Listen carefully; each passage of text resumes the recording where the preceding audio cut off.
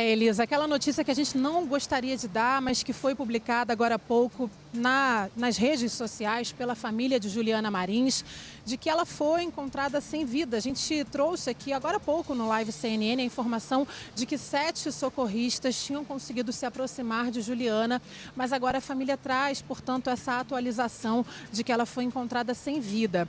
A família também publicou, Elisa, nas redes sociais, a informação de que não está realizando nenhuma vaquinha, não está pedindo nenhuma contribuição em dinheiro. Então, é um alerta também, principalmente após essa notícia que a família está fazendo para que ninguém caia em golpe. Mas a gente lembra que Juliana Marins é natural de Niterói, na região metropolitana aqui do Rio de Janeiro, tem 26 anos, é publicitária e dançarina profissional de pole dancer. Ela fazia um mochilão na Ásia desde fevereiro, vivia um verdadeiro sonho, segundo uma amiga dela que foi com Juliana para a Indonésia.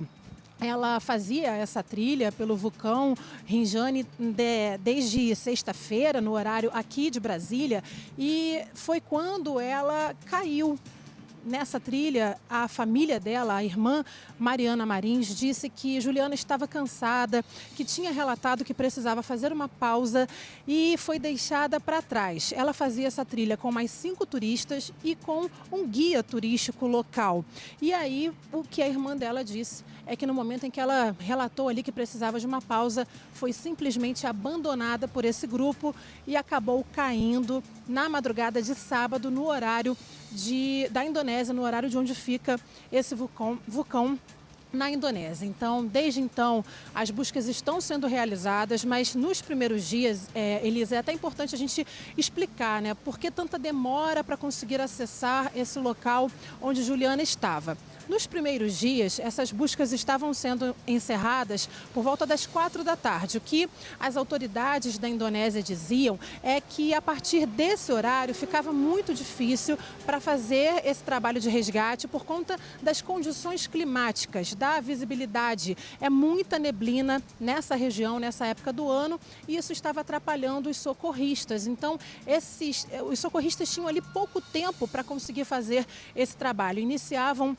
logo quando amanhecia, ali por volta das 6 da manhã, mas só tinham até as 4 horas da tarde. Então, era pouco tempo para que eles conseguissem acessar o local onde Juliana estava. Inicialmente, a informação é de que ela tinha caído a uma distância de 300 metros da trilha, mas aí, aos poucos, ela ia escorregando. Então, ela ia se distanciando desse ponto ali de onde os socorristas partiam. Então, cada vez mais foi ficando mais difícil para que eles conseguissem chegar até ela. Hoje, no entanto, o trabalho dos socorristas foi intensificado, né? Tanto que eles não encerraram as buscas às 4 da tarde, elas continuaram após esse horário e eles, inclusive, fizeram um acampamento aéreo para continuar nessa região. Mas aí realmente já era tarde, infelizmente. Juliana foi, portanto, encontrada sem vida nessa trilha no vulcão Rinjani, nessa região da Indonésia. E uma informação também, Elisa, é que desde o início, né, as notícias que chegavam eram muito truncadas, porque o governo da Indonésia chegou a publicar que Juliana tinha sido resgatada no sábado. Sábado ela foi vista com vida através de imagens de drones de turistas, que inclusive tinha ali como identificar que ela se mexia, ela estava de fato viva. Mas foi a última vez que ela teria sido vista com vida, né, com a certeza de que ela estava viva. E as autoridades da Indonésia, nesse dia, publicaram que ela tinha sido resgatada, que tinha recebido água, comida, agasalho. E a embaixada brasileira, né, tinha recebido essa informação também, tinha republicado essa informação. No entanto, posteriormente, a família de Juliana negou, disse que não, em nenhum momento ela conseguiu receber esses mantimentos.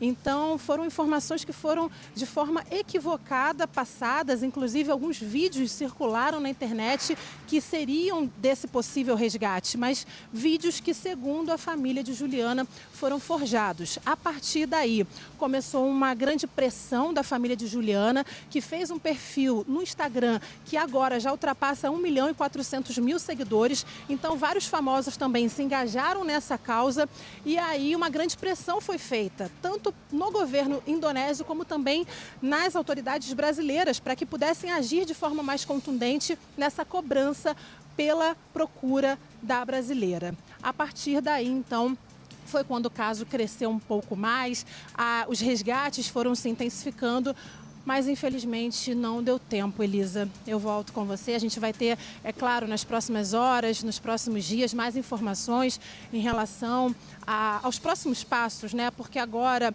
os socorristas estão acampados perto de Juliana, mas o corpo dela ainda não foi retirado. É um trabalho que deve começar a ser feito novamente quando amanhecer na Indonésia.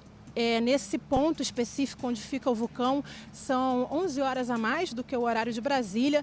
Então, no início da noite, aliás, ali por volta das 10 da noite, né, aqui no Brasil, a gente deve ter mais informações sobre esses próximos passos. Eu volto com você, Elisa.